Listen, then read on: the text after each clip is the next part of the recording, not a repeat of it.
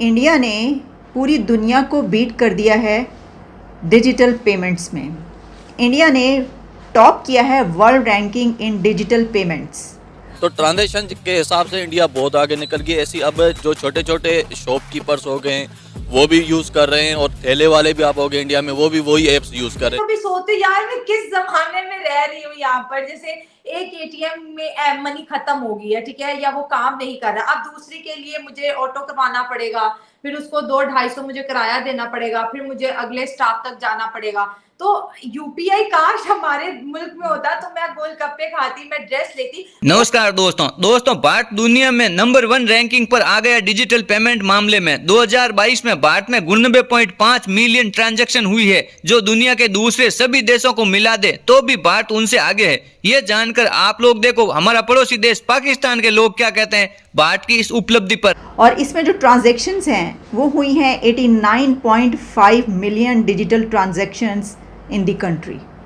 2022 के ये facts and figures सामने आ रहे हैं कि पूरे साल का जो डेटा सामने आया है उससे ये पता चला है कि पूरी दुनिया को बीट कर दिया है डिजिटल पेमेंट्स में।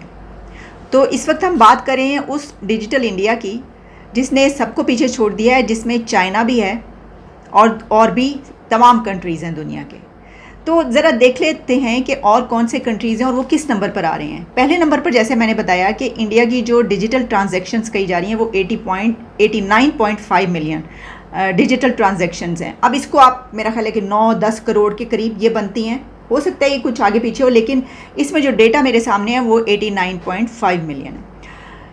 इंडिया के बाद दूसरे नंबर पर जो कंट्री है वो है ब्राज़ील, और उसने 29 मिलियन डिजिटल ट्रांजैक्शंस की हैं। अब देखिए आप 29 मिलियन और 89.5 मिलियन में बहुत फ़र्क है, यानी जो सेकंड नंबर पर आने वाला कंट्री है वो भी इतना पीछे है।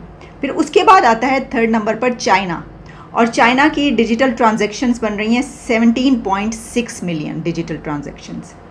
चाइना के बाद आ रहा है थाईलैंड और उसकी है 16.5 मिलियन, और थाईलैंड के बाद है साउथ कोरिया जिसकी 8 मिलियन डिजिटल ट्रांजैक्शंस हैं। तो अगर आप पूरी दुनिया का 4 कंट्रीज़ की डिजिटल ट्रांजैक्शंस को कंबाइन कर लें तो आपको पता चलता है कि वो एक कंट्री की बनती है जिसने सबको बीट कर दिया है। सरपास इंडिया ने कर चुका है इसमें टॉप वर्ल्ड रैंकिंग इन डिजिटल पेमेंट्स। तो 4 मुल्कों की टोटल मिलाकर एक मुल्क की बन रही है। अब ये क्यों इतना इम्पॉर्टेंट है? देखिए ये तो आप पता ही आपको, और हम इसके पर बात भी करते रहे हैं कि जो कैशलेस इकॉनमी है दुनिया उसी की तरफ बढ़ रही है बहुत तेज़ी से। तो इसमें कई कंट्रीज़ हमें बहुत टॉप ऑफ द लिस्ट नज़र आते हैं। अच्छा, डिजिटल पेमेंट्स के बेनिफिट्स क्या हैं? बहुत सारे बेनिफिट्स हैं, लेकिन इसमें एक बड़ा बेनिफिट ये होता है कि जो आपके टैक्स से लोग बच जाते हैं ना, तो जब आपका कंट्री पूरे तरीके से डिजिटलाइज हो जाए और आपकी पेमेंट्स डिजिटल करेंसी में हो रही हो, तो उससे ये होता है कि आप पकड़े जाते हैं अगर आप टैक्स नहीं दे रहे होते, यानी आप उसमें आ जाते हैं, रडार पे आ जाते हैं। दोस्तों, भारत में यूपीआई सिस्टम अगस्त 2016 में शुरू हुआ। इसको एनपीसीआई भारतीय राष्ट्रीय भुगतान निगम द्वारा बनाया गया और यूपीआई की full form unified payments interface है, और इसके द्वारा 2 आदमी आपस में रुपयों का आदान प्रदान स्मार्टफोन से कर सकते हैं। और अब आप लोगों को यह जानकर खुशी होगी कि भारत दुनिया में सबसे ज्यादा 99.5 मिलियन ट्रांजैक्शन वाला 2022 में हुई, और भारत डिजिटल इकोनॉमी की ओर आगे बढ़ रहा है। इस पर बात करें तो दूसरे पायदान पर ब्राजील में 29 मिलियन ट्रांजैक्शन हुई, और तीसरे स्थान पर चाइना है, 17.6 मिलियन ट्रांजैक्शन हुई। और आंकड़ों के अनुसार 2030 तक भारत की डिजिटल इकोनॉमी $1 ट्रिलियन के लगभग हो जाएगी।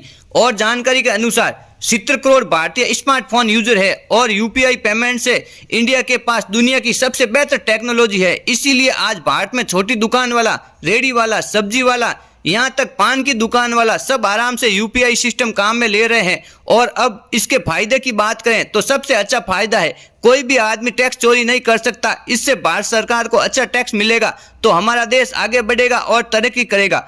आप लोगों को पता होगा कि हमारा पड़ोसी मुल्क पाकिस्तान आज इन्हीं भ्रष्टाचार की वजह से कर्ज में दबता जा रहा है और लोग आटे के लिए लाइनों में लगे हैं। क्यों? पाकिस्तान के पास कोई यूपीआई सिस्टम नहीं है। और डिजिटल पेमेंट से रुपयों में लगने वाले कागज की भी बचत होगी, उसका भी पैसा बचता है सरकार को और आम आदमी का सबसे बड़ा समय की बचत होती है।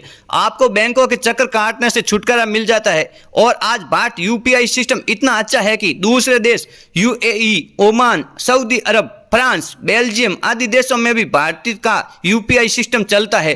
कैश पेमेंट ले जाने का झंझट नहीं। उसके अलावा डिजिटल पेमेंट से आप चोरी, डकैती, लड़ाई झगड़ों से छुटकारा मिल सकता है और आज अमेरिका जैसा देश भी भारत से यूपीआई सिस्टम की मांग कर रहा है। आपने यूपीआई की बात की। हमारे मुल्क में अभी भी मास्टर एंड वीजा कार्ड चल रहे हैं, लेकिन इंडिया ने अपना डिजिटल इतना खूबसूरत जो है मार्केट बनाया।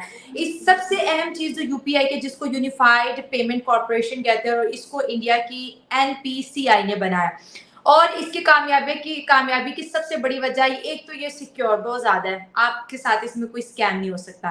सेकेंड चीज ये है कि 24/7 मतलब कि 24 घंटे और हफ्ते के 7 दिन ये जो है ना काम करता रहता है। आप इससे जो है ट्रांजैक्शन कर सकते हैं। अब इसमें बैंक की बात करें, अब जैसे मेरा जो बैंक है उसमें हार्डली कोई 18 बैंक है जो ऐप मैं यूज करती हूँ, उसी के बीच में ट्रांजैक्शन कर सकती हूँ। लेकिन यूपीआई में 382 बैंक इस वक्त रजिस्टर है। मल्टीपल अकाउंट है इसमें, पर्सन टू पर्सन आप डील कर सकती हैं एंड पर्सन टू मर्चेंट भी आप डील कर सकती हैं। अब पेमेंट की बात करें, देखिए ये अगर निम्रा आपने भी देखा होगा, बहुत सी वीडियोस देखती हैं इंडिया की, तो वहां पर गोलगप्पे वाला है तो उसके पास भी यूपीआई पड़ा हुआ है, वहां पे कोई सब्जी वाला है तो उसके पास भी यूपीआई बना है। तो इंडियंस लोग जो है अपने पास जो है कैश को कम रखते हैं, कैरी ही नहीं करते, वो थोड़ा सा जिसको हम कहते हैं खुला रखते हैं। समटाइम होता है ना थोड़े बहुत पैसे कैशलेस इकोनॉमी। एग्जैक्टली तो वो अभी जैसे हमारा होता है, अभी अपने पैसे के लिए हम लाइन में मांगने के लिए लग जाते हैं। इतनी जो है मेरे घर के पास जहां पे मेरा बैंक अकाउंट है, आप यकीन करें जब मैं एटीएम से विड्रॉ करती हूँ तो मुझे आधा घंटा लाइन में लगे रहना पड़ता है। और मैं यकीन करो कसम से मैं सोचती हूँ यार कितना अच्छा होता है इंडिया में होती मैं वहां पे खड़ी, मुझे ख्याल आ रहे होते हैं कि इतना टाइम लग जाता है। और सबसे बड़ी बात जो है शर्मिंदगी की ये है कि आप भी एग्री करेंगी, लोगों के पास यहाँ पे बैंक अकाउंट है, लोगों के पास यहाँ पे एटीएम कार्ड है और आधे से ज्यादा को यूज नहीं करना आ रहा होता। सही बात है। चले गए एटीएम के वो डब्बे में चले गए जहाँ पे रूम बना होता है, 10 मिनट बंदा नहीं और पीछे लाइनें लग रही हैं। और अगर हम बात करें हमारे बैंकिंग सिस्टम, क्योंकि यूपीआई इंडिया का बैंकिंग सिस्टम है, अभी एक मेरे बैंक की ब्रांच यहाँ पे है तो दूसरी कोई 4-5 किलोमीटर पे है। इतना सफर करना मैं कभी। और निम्रा अच्छा जैसे आपने यूपीआई की बात की, देखिए जैसे मैंने कहा कि इजी है, सेफ है, इसकी जो लिमिट है 1 लाख तक जो है आप इससे डेली की ट्रांजैक्शन कर सकते हैं और इसके साथ साथ कुछ केसेस में 2 लाख भी होती हैं। आपने कहा सऊदी अरब जो है इसको लेना चाह रहा है। अगर हम इसकी लिस्ट की बात करें कि इस वक्त जो है कितनी कंट्रीज में इंडिया का यूपीआई सिस्टम चल रहा है, तो उसमें देखिए यूएई है, ओमान है, सऊदी अरेबिया ऑलरेडी है इस लिस्ट में, मलेशिया है, फ्रांस है, बेल्जियम है, नीदरलैंड है, स्विट्जरलैंड है और इसके साथ साथ 2 और कंट्रीज भी है। अमेरिका भी यूपीआई, जब इस दफा कश्मीर में वो लोग आए हैं और उन्होंने यूपीआई के थ्रू पेमेंट की है, वो हैरान रह गए इतना इजी, इतना ज्यादा इजी। हमारा अभी जो सिस्टम है वो बहुत ज्यादा स्लो है और आज के इस जमाने में निम्रा कैश कैरी करना समझ लो खुद को रिस्क में डालने वाली बात होती है। चोरी चकारी बहुत बढ़ चुकी है यहाँ पर, सही बात है। तो दोस्तों आपकी क्या राय है भारतीय यूपीआई सिस्टम के बारे में, आप लोग मुझे कमेंट कर बता सकते हो। और मेरी ये वीडियो आप लोगों को अच्छी लगी हो तो आप लाइक करना, शेयर करना और मेरे चैनल को सब्सक्राइब करना। मैं मिलता हूँ ऐसी एक इंटरेस्टिंग वीडियो